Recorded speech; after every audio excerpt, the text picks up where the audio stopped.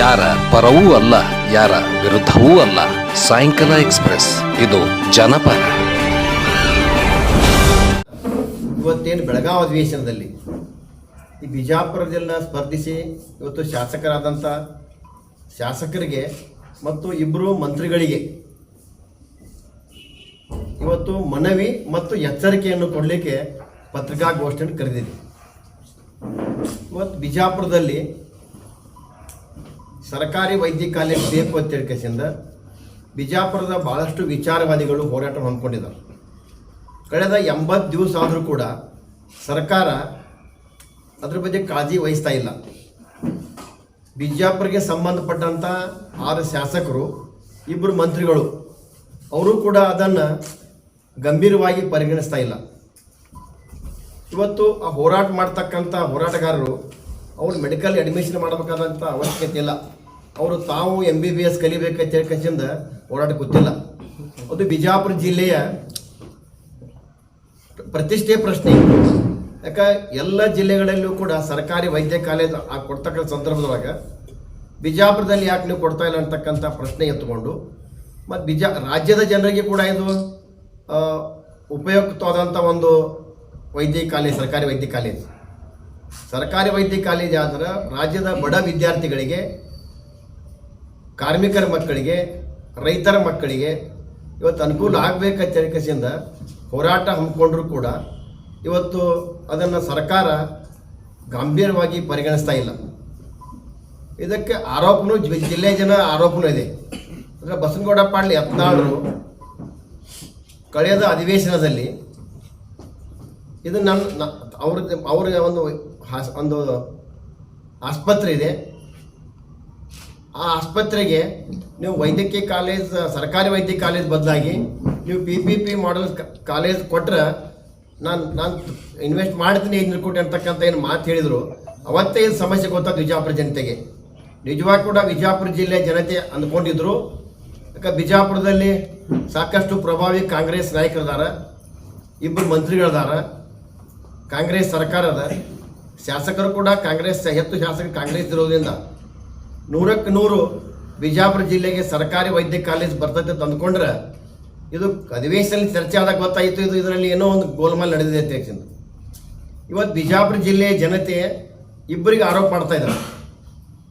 ಒಬ್ಬರು ಬಸನಗೌಡ ಪಾಟೀಲ್ ಯತ್ನಾಳರಿಗೆ, ಇನ್ನೊಬ್ಬರು ಉಸ್ತುವಾರಿ ಮಂತ್ರಿಗಳಂತ MB ಪಾಟೀಲ್ರಿಗೆ. ಇದು ಬಿಜಾಪುರ ಜನತೆಗೆ ನೀವು ಕ್ಲಿಯರ್ ಮಾಡಬೇಕಾಗಿತ್ತು.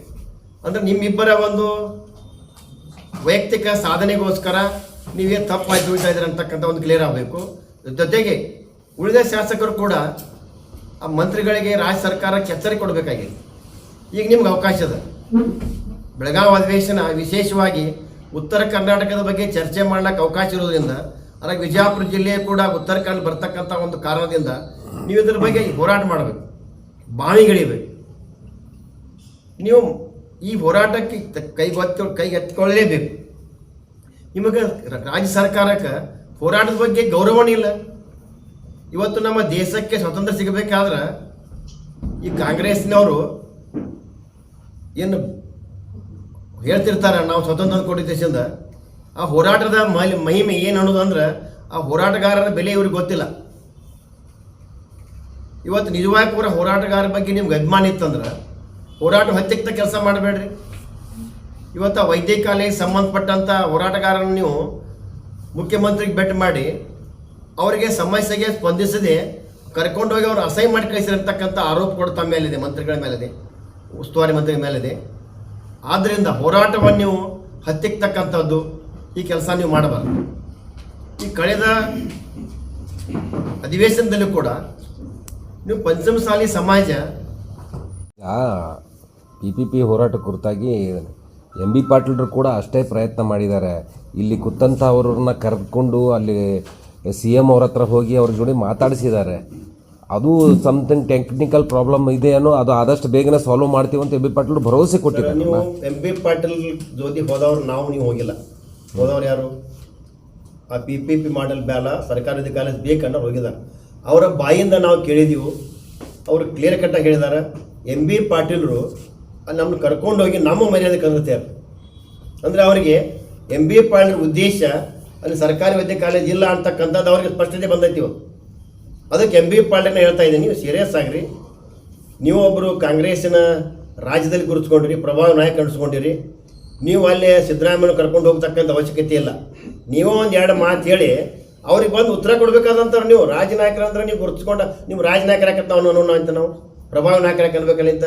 ವಿಜಯಪುರ ಜಿಲ್ಲೆ ಜನ ಮಾತಾಡ್ತಾರೆ ಎಂ ಬಿ ಪಾಟೀಲ್ ಬಗ್ಗೆ, ಕಾಂಗ್ರೆಸ್ನಾಗ ಪ್ರಭಾವ ನಾಯಕ ಅಂತ ಹೇಳ್ತಾರೆ. ನೀವು ಪ್ರಭಾವ ನಾಯಕರೆಲ್ಲ ತಿಳ್ಬೇಕೈತೆ ನಾವು, ನಮ್ಮನ್ನು ಕರ್ಕೊಂಡು ಅವಶ್ಯಕತೆ ಇಲ್ಲ. ನೀವು ಅಲ್ಲೇ ಕೂತು ಸಿದ್ದರಾಮಯ್ಯ ಮುಖ್ಯಮಂತ್ರಿ ಮುಂದೆ ಕುಂಡ್ರಿ, ಬಿಜಾಪುರ ಉಸ್ತುವಾರಿ ಮಂತ್ರಿ ಇದ್ದೀರಿ, ಚರ್ಚೆ ಮಾಡಿ ಸೀರಿಯಸ್ ಆಗಿ. ಇಲ್ಲ ಇದು ನನ್ನ ಮರ್ಯಾದೆ ಪ್ರಶ್ನೆ ಅದ, ಇಡೀ ವಿಜಯಪುರ ಜಿಲ್ಲೆಯ ಜನರ ಮರ್ಯಾದೆ ಪ್ರಶ್ನೆ ಅದ. ನಾವು ಒಂದು ವೇಳೆಯಲ್ಲಿ ಸರ್ಕಾರಿ ವೈದ್ಯ ಕಾಲೇಜ್ ಮಾಡದೇ ಹೋದ್ರೆ ನಮ್ಮ ಇಡೀ ಕಾಂಗ್ರೆಸ್ ಪಕ್ಷಕ್ಕೆ ಶಾಪ್ ಆಗಿ ಪರಿಣಮಿಸ್ತದ. ಇದನ್ನ ಸೀರಿಯಸ್ ಆಗಿ ತೋರಿ ಸಿದ್ದರಾಮಯ್ಯ ಹೇಳಿ ಅಲ್ಲಿ ಒಪ್ಪಿಸ್ಕೆಚ್ಚಿ ಒಂದು ಬಂದು ಮಾತು ಹೇಳ್ಬಿಟ್ರೆ ಮುಗಿದೋಕೈತ್ರಿ. ಆ ತೊಡಕೇನಿದೆ ಗೊತ್ತಾಗ್ತಾ ಇಲ್ಲ. ತೊಡಕು ಏನು ಇರಂಗಿಲ್ಲ ಸರ್, ಇವರೆಲ್ಲ ಅಂಡರ್ಸ್ಟ್ಯಾಂಡಿಂಗ್. ಇವ್ ಏನು ಅಂಡರ್ಸ್ಟ್ಯಾಂಡಿಂಗ್ ಅಂತ ಹೇಳ್ತಾರೋ, ಅಂಡರ್ಸ್ಟ್ಯಾಂಡಿಂಗ್ ಅಂತ ಯಾರು ಅವ್ರ ಅಂಡರ್ಸ್ಟ್ಯಾಂಡಿಂಗ್ ಅದ. ಯಾರು ಅಂಡರ್ಸ್ಟ್ಯಾಂಡಿಂಗ್ ಅಂತೀರಿ? ಮತ್ತೆ ನಮ್ಮ ಬೇರೆ ಹೆಸರು ಬಿಡ್ತೀವಿ. ಎಂ ಬಿ ಪಾಟೀಲ್ ಅಂಡರ್ಸ್ಟ್ಯಾಂಡಿಂಗ್ ಅದಾರ, ರಾಜ್ಯ ಗೊತ್ತೈತಿ. ನಮ್ಮ ಭಾರತೀಯ ಜನತಾ ಪಕ್ಷ ಕೆಲವೊಬ್ಬರು ನಾಯಕರ ತಮ್ಮ ಪತ್ರಿಕೆ ಮೂಲಕ ಓದಿದ್ದೆ ನಾನು, ಅದು ಸತ್ಯ ನನಗೆ ಈಗ ಗೊತ್ತಾಗತೈತಿ. ಯತ್ನಾಳರು ಎಂ ಬಿ ಪಾಟೀಲ್ ಹೊಂದಾಣಿಕೆ ಅದಾರ, ಜಗತ್ ಜಿಲ್ಲೆ ಜನ ಮಾತಾಡ್ತೈತಿ. ಎಂ ಬಿ ಪಾಟೀಲ್ರು ಯತ್ನಾಳ್ ಹೊಂದಾಣಿಕೆ ಮಾತಾಡ್ತಾರ. ಬರೇ ಮಾತಿನಿಂದ ರಾಜಕಾರಣ ಆಗೋದಿಲ್ಲ.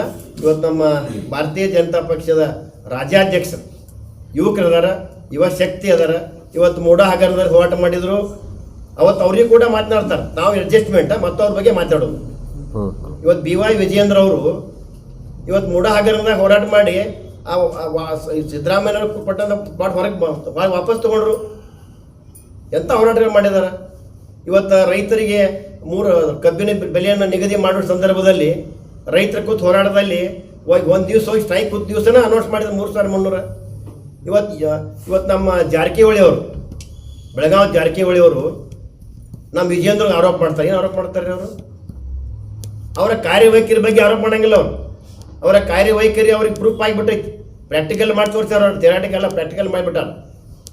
ಬೈಜನ್ ಚುನಾವಣೆಯನ್ನು ಜಾಬ್ ತೆಗೆದುಕೊಂಡು ಆ ಮಂಡ್ಯ ಕ್ಷೇತ್ರದಲ್ಲಿ ಮಂಡ್ಯದಲ್ಲಿ KR ಪೇಟೆಯಲ್ಲಿ ಎಂದೂ ಬರಬಾರ್ದು ಪರಿಚಯ ಅಂತ ಬಂದಿಲ್ಲ ಅಂತಲ್ಲಿ ಗೆಲ್ಲಿ ತೋರಿಸಿದಾರೆ. ಅಂತ ಯುವಶಕ್ತಿ ಐತದ. ಶಿರಾದಲ್ಲಿ ಸಾಕಷ್ಟು ಪ್ರಾಕ್ಟಿಕಲ್ ಆಗಿ ಅದನ್ನು ಪಕ್ಷ ಗುರುತಿಸಿ ರಾಜ್ಯಾಧ್ಯಕ್ಷ ಮಾಡ್ಯಾರ.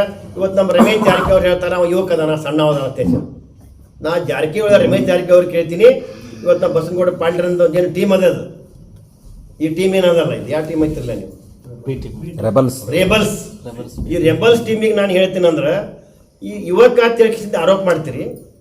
ಯುವಕ ಅಂತ ಆರೋಪ ಮಾಡೋದಾದ್ರೆ ಏನು ರೆಬಲ್ಸ್ ಅದಿರಿ. ಇವತ್ತು ಅದ್ರ ಜೊತೆಗೆ ಒಂದು ಮಾತನ್ನು ನೀವು ಪತ್ರಿಕೆ ಕೊಟ್ಟು ಹೇಳ್ಬೇಕು. ಇಲ್ಲ ನನಗೆ ನನ್ನ ಚುನಾವಣೆಗೆ ಯಾರೂ ಯುವಕರು ಮತದಾನ ಮಾಡೋದು ಬೇಡತ್ತ. ಯಾಕಂದ್ರೆ ಭಾರತೀಯ ಜನತಾ ಪಕ್ಷದ ಶಕ್ತಿನ ಯುವಕರು. ಇದಕ್ಕೆ ಭಾರತೀಯ ಜನತಾ ಪಕ್ಷ ದೊಡ್ಡ ಪ್ರಮಾಣ ಬೆಳಿಬೇಕಾದ್ರೆ ಯುವಕರಿಂದನೇ ಬೆಳೆದೈತದ.